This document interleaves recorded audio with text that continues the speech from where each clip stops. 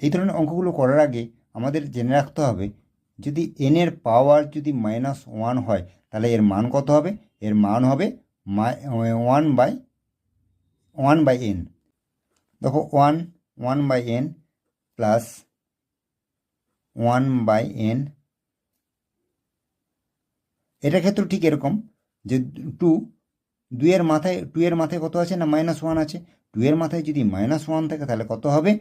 না 1/2। তাহলে এর কত হলো? 1/2। এটা যোগ করব,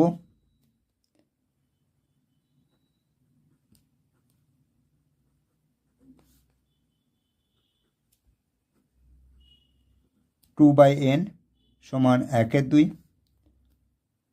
এবার তাহলে কোনাকুনি গুণ করব বা